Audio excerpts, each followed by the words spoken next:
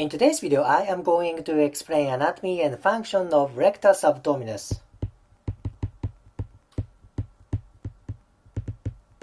Rectus abdominis is six-pack muscle. It is ab muscle. I will explain its origin, insertion, function, and relationship with psoas.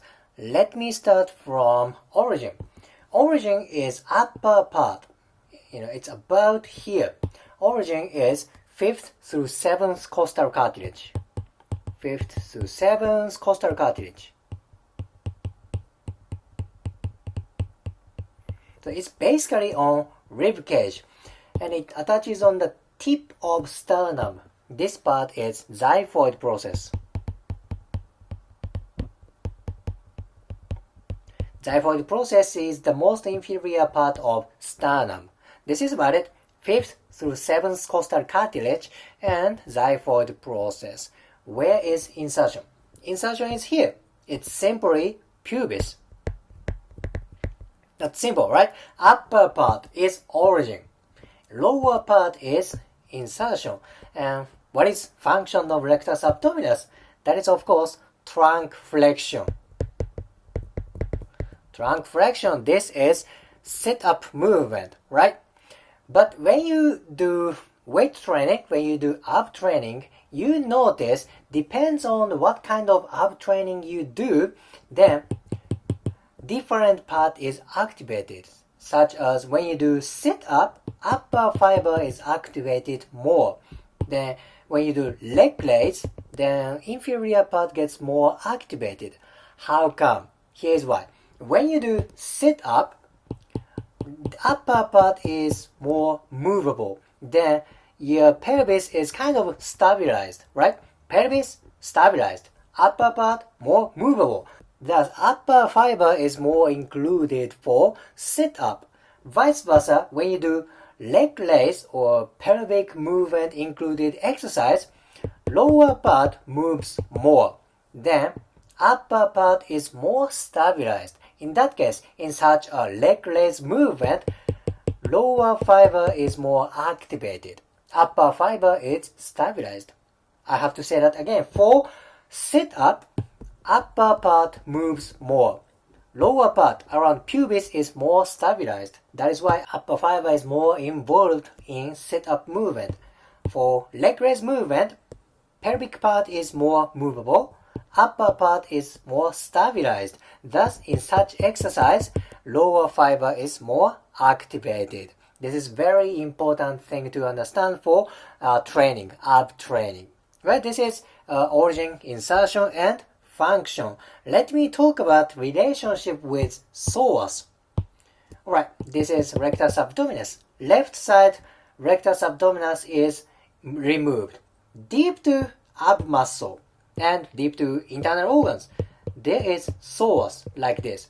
Remember, this side rectus abdominis is removed. Let's focus on this part.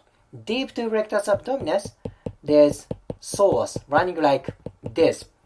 Okay, when you do myofascial release for psoas, you may approach from abdominal area in such this area, right? Because this is where psoas is.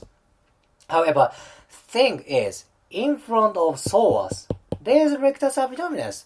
This muscle is kind of a thick muscle among ab muscle. So how can you avoid doing myofascial release through rectus abdominis? You want to avoid thick part. Alright, then if you go a little bit lateral from rectus abdominis, you can access to psoas. Imagine on this part, there's rectus abdominis. You don't want to approach from here because this muscle is very thick. In my way, I search lateral edge of rectus abdominis like this. Then lateral from this edge, there's not much thick muscles. I find lateral edge first, then I sink in from this edge because there's no thick muscles.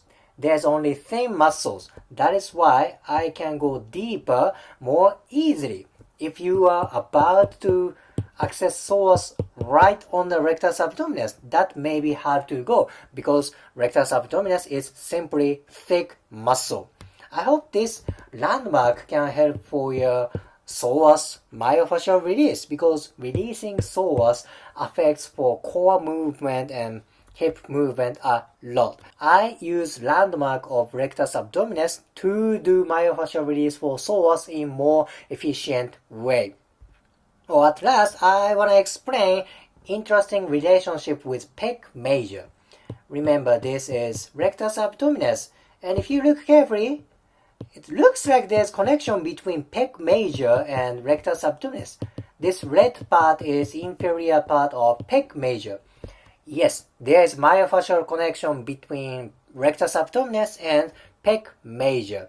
If you see anatomy of pec major, if you open up anatomy book, origin of pec major, particularly lower part, attaches to rectus sheath. What is rectus sheath? Rectus sheath is connective tissue that is surrounding around ab muscles. So rectus sheath, of course, covers around rectus abdominis. So I say there is myofascial connection between rectus abdominis and pectoralis major. It doesn't mean rectus abdominis muscle fiber attaches to fiber of pectoralis major. There's no direct attachment, but via myofascia, I say there's indirect connection, indirect attachment.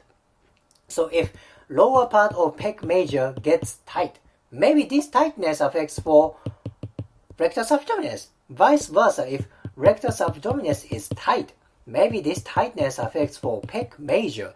Very important. Core muscle and upper extremity connection. Core muscle upper extremity connection is very rare and very important. Alright, in today's video I explained basic anatomy and function of rectus abdominis. Origin is upper part, 5th to 7th costal cartilage. Insertion is inferior part, it's around pubis. Main function is trunk flexion. Very strong core flexion muscle. If you liked today's video, please hit the like button, comment and subscribe. See you next video.